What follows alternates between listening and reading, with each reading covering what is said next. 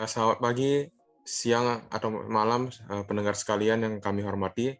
Izinkan memperkenalkan kami dari kelompok 3, dari atas nama Christopher Reinhardt, Haryanto Tandung, dan Rezilio ini merepresentasikan sebuah solusi yang kami tawarkan untuk masalah di tempat wisata yaitu Gili Trawangan. Oke, pertama-tama kita harus mengenal lebih dahulu, apa sih itu tempat wisata yang bernama Gili Trawangan? Nah, Gili Trawangan adalah sebuah pulau atau dalam bahasa Sasaknya disebut Gili yang berlokasi di Kabupaten Lombok Utara, Nusa Tenggara Barat, Indonesia. Di mana pulau ini terletak di sebelah di arah barat laut Pulau Lombok dan termasuk dari Kepulauan Gili.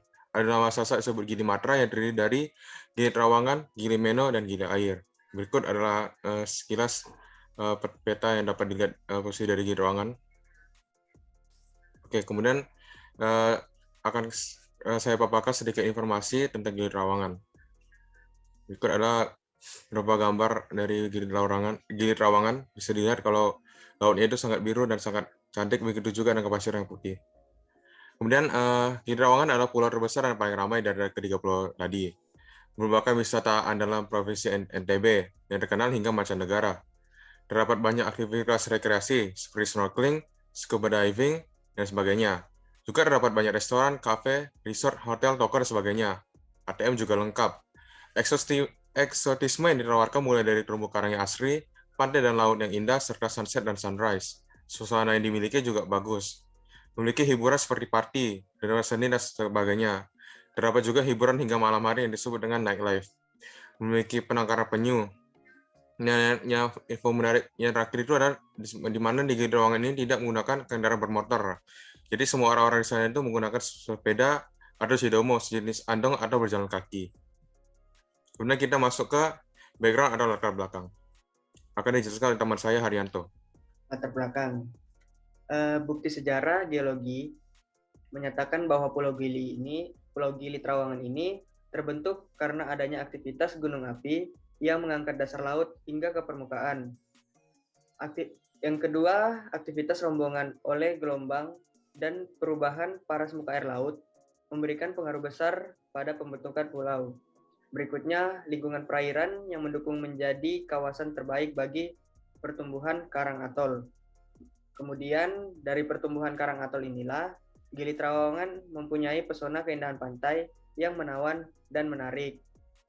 Terumbu karang yang tumbuh pada substrat berupa batuan lava bantal membentuk ekosistem laut yang penting. Ini menjadi ekonomi penting bagi daerah Lombok Utara, khususnya di daerah Gili Trawangan, daerah pariwisata. Asal-usul dari Gili Trawangan. Nama Gili Trawangan sendiri awalnya adalah Pulau Terangang. Orang Sasak menyebut pulau kecil dengan gili dan terangang yang artinya adalah terangang atau tempat bertelurnya penyu. Kata terangang dianggap sulit diucapkan dan akhirnya banyak orang menyebut Trawangan yang dimaksud dan artinya tidak berbeda jauh dengan terangang. Sehingga lahir kata Gili dan Trawangan yang kemudian menjadi Gili Trawangan hingga saat ini. Tidak asing bagi wisatawan menemui penyu saat menyelam dan sebagainya. Wisatawan mulai mengenal dan mengunjungi pulau ini sekitar tahun 1970-an. Masalah. Apa aja sih masalah yang ada di Gili Trawangan ini? Di Gili Trawangan ini menjadi destinasi wisata yang popularitasnya selalu meningkat.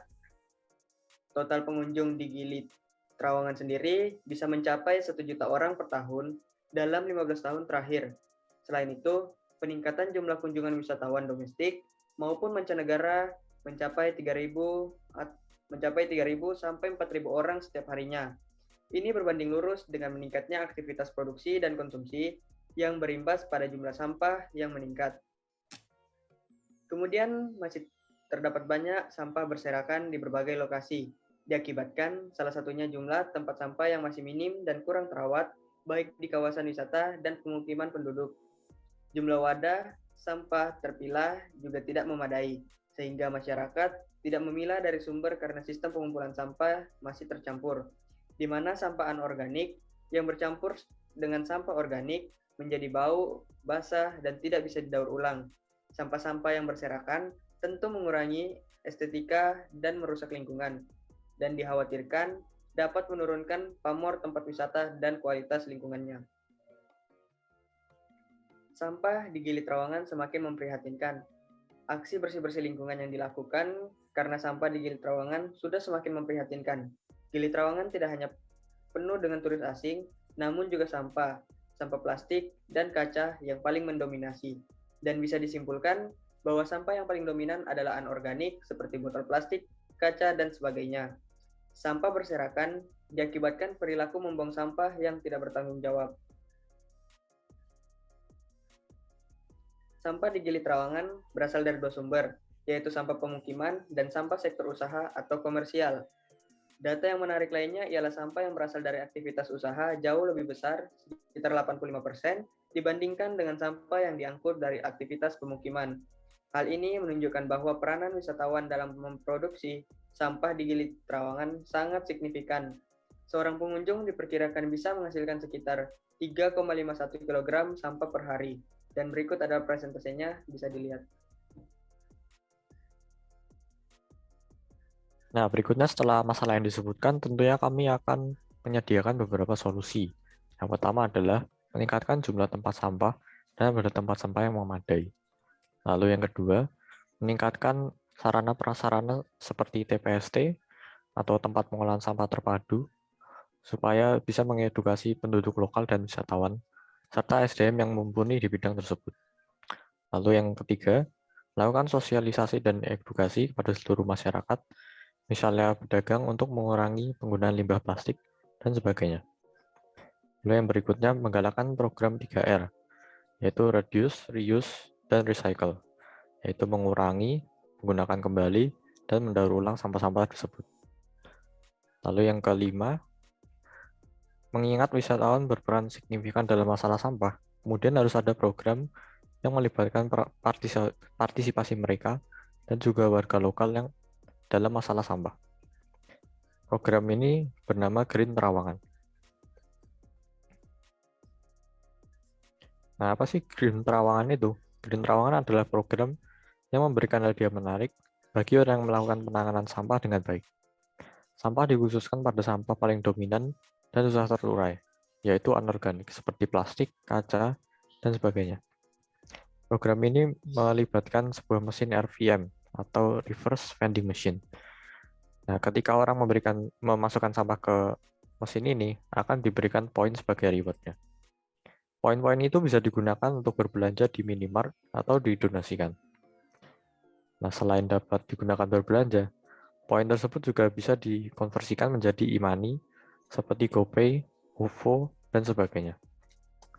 Promo menarik bagi wisatawan seperti promo diskon di restoran, hotel, atraksi wisata, dan sebagainya, serta souvenir yang menarik.